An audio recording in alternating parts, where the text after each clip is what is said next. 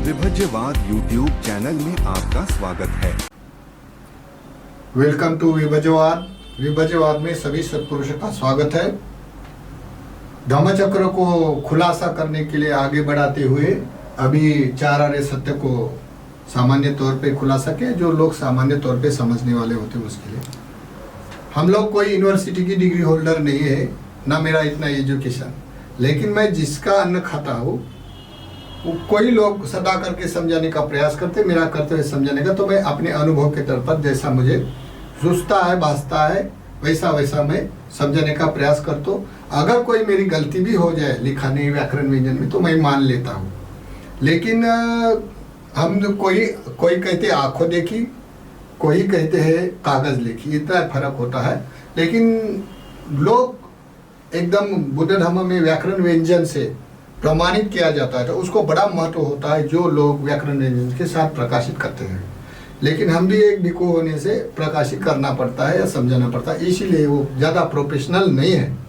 तो देखो, धम्मचक्र परिवर्तन सूत्र ये संसार में एक सामान्यता विषय नहीं, सब्जेक्ट नहीं है, फिर भी वो सब्जेक्ट को एक अपने अनुभव से बताने का प्रयास करता हूँ, तो इसमें गलतियाँ होना संभव है, हम मान लेता है। तो देखिए, अभी ये चार आर्य सत्य के बाद आता है संसार वट्टका। या कि वंच में भिक्खवे इमेषु चतुषु आर्य सत्येषु एवं ती परिवर्तन द्वादशाकारं यथा भूतं ज्ञान दर्शनं सुविशुद्धं अहोसि न तवा के लोके समारके स ब्रह्म के सस्य मनं ब्राह्मणीया पजाय सदैव मनुष्याय अभिसंबोधि पच्चयासी।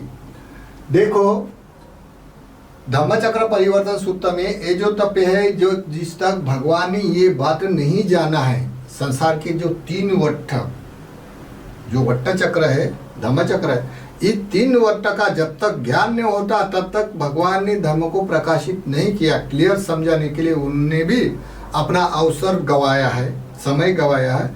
ये कोई सामान्य बात नहीं होती, तथागत जैसे इतना समय देते हैं तो हम लोग तो ये उसका देख देख कर बोल बोल कर पढ़ने से अनुभव में आता है, ऐसा पढ़ते हैं। तो ये कोई बात नहीं, या कि वंश में भिक्खवे व्याकरण व्यंजन के साथ समझते हुए जानते हुए ये तीन वट्ट का विश्लेषण करना, प्रकाशित करना बहुत पंडित जनों का काम है, हम इतना नहीं प्रोफेशनल कर सकता। तो ये बताने का ये जो चक्र है, ये चक्र म्यांमार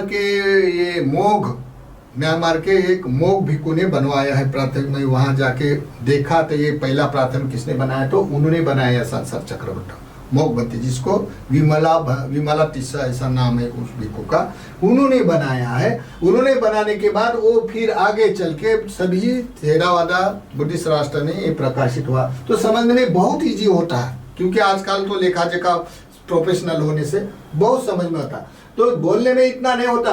तो जैसा संसार वट्ट की जो परिभाषा, या कि वंश में भिक्खवे इमेषु चतुषु आर्य सत्येषु, जो चार आर्य सत्य है, ये चार आर्य सत्य को देखते हुए यावती परिवर्तन द्वादशाकार, इसका यथाभूतं ज्ञान दर्शनं सुविशुद्धं होसि, तीन वट्ट चक्र का यथाभूत ज्ञान दर्शन होना संभव है। जब तक नहीं होता तब तक भगवान ने भी प्रकाशित नहीं किया। तो कैसा, जैसे कि समझो, अविद्या पच्या संखारा, संखारा पच्या विज्ञान, विज्ञान पच्या नाम रूप, नाम रूप पच्या सलायतन, एक सदनी हो गई। ये समुद्र उत्पाद का है, आगे उसका नाम है समुद्र उत्पाद। लेकिन ये संसार वट्ट चक्र में ढालकर बरोबर वो संसार वट्ट चक्र बनाकर बरोबर प्रोफेशनल बना के दिया वो भिक्खु लोगों ने, बहुत भिक्खु लोग पंडित जन होता है। एक सदनी हो गई ये विपाक वट्टा। विपाक वट्टा किस लिए होता है, क्योंकि उसने ये बाह्य डाटा जमा करने के बाद विपाक डाटा जमा हो जाता है। फिर अगर ये पांच अविद्या है, संखारा है, विज्ञान है, नाम रूप सलायतन है, पूरा शरीर है, उसके मानसिक और शारीरिक जितना भी खंडा है, ये खंडा बरोबर एक्टिविटी होने के लिए उसके पास मटेरियल है। मटेरियल होने से जहां आयतन में आवचर को मांगने वाला जो सिस्टम है, मांगता है स्पर्श करने के लिए स्पर्श करता है। स्पर्श होने के बाद वेदना अनुभव होगा, वेदना में तन्ना है, तृष्णा और बढ़ेगा। तो कहा ये वर्तमान का एक सदनी है, ये कम वट्टा, जहाँ कम होता है। फिर ये हो गया, जैसा चाह बढ़ गई, जैसा सब्जी चाट कर खाया, देखने के बाद और देखना चाहता है, स्पर्श करने के बाद और स्पर्श करना चाहता है, वैसा चाहता है, वैसा ही डाटा बढ़ते रहता। तो उपादान है, इसमें आसक्त होता है, इसमें लोभ बढ़ता है, लोभ बढ़ने से, आसक्त होने से भव बढ़ता है, भव बढ़ने के बाद फिर जाति जरा मरण वो बाकी विपाक रहता है। इसी कारण जो संसार में 5 जो विपाक देता फल तो भविष्य में देने वाला होता है, ये जाति जरा मरण कर्म के कारण, और वो बढ़ते रहता है, बढ़ते में फिर वर्तमान में जैसा कर्म किया और भविष्य बढ़ते ही जाता है। संक्षिप्त में बताने का है तो कोई बोलता है पुनर्जन्म नहीं होता है, कोई बोलता है पुनर्जन्म होता है किसी का, ये पहले समझना कठिन है। श्रद्धा हो तो समझेगा, श्रद्धा नहीं तो ये बहुलीकरण करने के लिए कुछ भी बोलेगा लोग, इसमें कोई ये नहीं। जहाँ एक प्रगटीकरण जन्म मरण होता है, एक प्रगटीकरण जन्म मरण होता है। जैसे कोई मनुष्य माँ से कोख से उत्पन्न हुआ कोई भी बच्चा देख सकता है, बढ़ते हुए देख सकता है, मरते हुए देख सकता है, वो कोई भी वो बोलेगा ये बढ़ता है चक्र देख सकता है। लेकिन जहाँ मन विज्ञान क्रिएटिव होता है, मन और मन विज्ञान जहाँ गर्भ में क्रिएटिव होता है तो कौन जन्म लेता है? फिर उसके बाद नित्य वो सोचते रहता है, जैसा सोचता है वैसा जन्म होता है, जैसे सोचता है वैसा जन्म होता है। तो एक क्षण में न जाने कितने बार से उसका अनकॉन्शियस माइंड कॉन्शियस माइंड होता है, कॉन्शियस माइंड से सब कॉन्शियस निगेटिव पॉजिटिव में वो क्रिएटिव होता है। तो इतने बार एक वीकली क्षण में 51 बार वो उत्पन्न होता है, मरता है, उसको पुनर्जन्म बोला जाता है। किसका जन्म होता है? मानसिक तत्व का जन्म ही होता है। शरीर तो मरते रहता है, शरीर को लेके मन विज्ञान मन खंडा जोड़ जाता है, जन्म होते रहता है। कोई बोलेगा हाँ ठीक है, अरे ठीक रहे, जन्म है या जन्म नहीं है उससे तो कुटुंब से कोई लेना देना नहीं होता है, क्योंकि तुम्हारी श्रद्धा नहीं है जानने के लिए, तुमको तुम्हारे पास त्याग नहीं। लेकिन बुद्धि विलास करके समाज को भेद करके अपना गढ़ बना के कुछ भी बोलने वाले लोग भी दुनिया में होता है। इसी कारण समाज जुड़ता नहीं है, समाज संगठित नहीं होता। धार्मिक के तौर पर ही विनय से विनीत होकर ही लोग सामाजिक व्यवस्था निर्माण कर सकता है। ऐसे कोई सिद्धांत नहीं होते, लेकिन लोगों ऐसे बोलने वाले भी दुनिया में लोग होते हैं। तो ये बोलने का जहाँ फर्श होता है, वेदना होगी तो जाति जरा मरण होगा। ये संक्षिप्त में समझाने का तरीका है। तो ये संसार वट्ट एक संक्षिप्त में है, इतना बारीक बारीक छोटा छोटा अक्षर आपको दिखाई नहीं देगा, लेकिन हम लोग जरा समझाने का, आप लोग समझाने का प्रयास करें। आप लोग अभी इतना इजी है, आप लोग कहीं भी ये देख सकता है, टीवी चैनल पर देख सकता है, मोबाइल पर देख सकता है। आपका अगर उद्देश्य सही है तो देख सकता है, उद्देश्य ने तो काहे को देखेगा। अभी तो ऐसा होगा, न जाने कितनी भी महंगी हो, करोड़ों रुपए से बनी हो, हम थोड़ा देखेगा फिर उसको टाल देगा, तीसरी देखेगा, तीसरी देखने के बाद चौथी देखने की चाह होगी। पहला देखा हो भी उसको लेना देना नहीं, ना उसके पास उसका भरने का, दूसरा लेना, ऐसा करके अभी मेमोरी निट्रोल होने के लिए दौड़ रही है। तो जिसकी श्रद्धा है अभी काल में, इतने धर्म गंभीर तो समझाने का अभी काल नहीं है, लेकिन जो कोई लोग उद्देश्य लेके तो कम से कम एक अर्थ के लिए समझना उसका कर्तव्य होता है तो समझ सकता है। तो देखो ये संसार वट्ट, इसमें जो वट्ट चक्र है, यावती परिवर्तन द्वादशाकारं यथाभूतं ज्ञान दर्शनं सुविशुद्धं अहोसि। 3 जो वट्ट है, ये वट्ट परिपूर्ण परिशुद्धता रखता है, परिशुद्धता रखते। तो कौन से? ये एक वट्टा हो गया कम वट्टा, ये विपाक वट्टा हुआ है, ये किलिसा वट्टा है। अभी ये चौथे वट्टे का मैंने नाम नहीं लिया, ये चौथा वट्टा है स्थायी संधि बनाने का। जैसे ये एक संधि बोलेगा ना, तो ये एक संधि है, ये एक संधि, यहाँ एक दूसरी संधि है और एक तीसरी संधि है। ये संधि का एक हो गए, चौथी संधि एक होता है, ये स्थायी संधि होती है। स्थायी यानी वो बाय कंप्लीट ठीक हो गई, अभी बढ़ती नहीं, अभी उसका जन्म खत्म हो गया, उसको बोलता है ये स्थायी संधि। तो ये स्थायी संधि कैसी होती आती? जैसे कि समझो ये विपाक वट्टा, यानी कर्म की हुई विपाक बाकी हो जाने से डाटा बाकी है, यानी तृष्णा बाकी है। चाहे वो भव में, वो दिव्य लोक में रहो या अरूप लोक में रहो, रूप लोक में रहो या अपाय गति में हो, उसका मानसिक तत्व जहाँ होगा वहाँ उसको विपाक देना ही पड़ेगा। जब हो तो देगा। तो कैसा मानस देगा? तो यहाँ किलिसा वट्टा अतीत को लेके, ये जाति जरा मरण, ये जाति जरा मरण डाटा है, उपादान है, भव बाकी है, तो जाति जरा मरण का विपाक बाकी है। तो विपाक बाकी होने का ये भविष्य बनाने वाला विपाक वट्टा है, वो भविष्य में ढकल देगा। फिर वो अतीत में आएगा, अपने अतीत का लेके अभी यहाँ देखो अविद्या संकार अटना, अविद्या साथ में, अविद्या यानी लोभ द्वेष मोह किलिसा वट्टा संयोजन, बहुत सारा अविद्या संस्कार और तृष्णा। ये अविद्या संस्कार लेके अतीत को लेके वो वहां पे क्या करेगा? जहाँ सलायतन है, हमारा सलायतन है, जहाँ सलायतन जैसे आंख है, आंख में विज्ञान होने से ही कोई वस्तु जान सकता है ना। आंख में विज्ञान होने से जान सकता है। इसी कारण वो जाना, तो अगर उसमें आसक्त हो गया तो आसक्त हो जाने से, जैसे फूल है बहुत सुगंधित है तो उसके लिए आसक्ति है, आसक्ति गिरने से उसका डाटा बनेगा।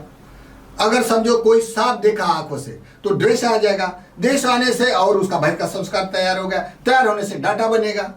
तो ये द्वेष और लोभ ये बढ़ने के बाद मोह के कारण वहां जहां स्पर्श होता है वहां नहीं जानने के कारण, होने के कारण डाटा बन जाता है।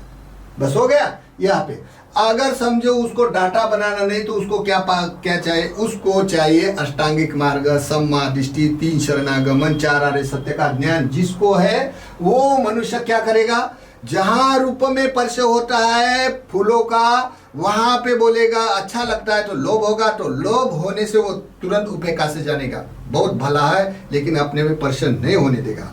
अगर कोई सांप दिखा तो भी वो हाय रे करके ऐसे में अपने में लोम खड़े नहीं करेगा, वो बोलेगा जो कोई ना ये भी जीव है, सत्व है, उसके प्रति मैत्री करेगा तो उपेक्षा में रहेगा, उपेक्षा में रहेगा क्योंकि वो अष्टांगिक मार्ग का है, सम्मा दृष्टि का है, 4 आर्य सत्य को जानने वाला, तो उसकी स्थायी संधि बनेगी।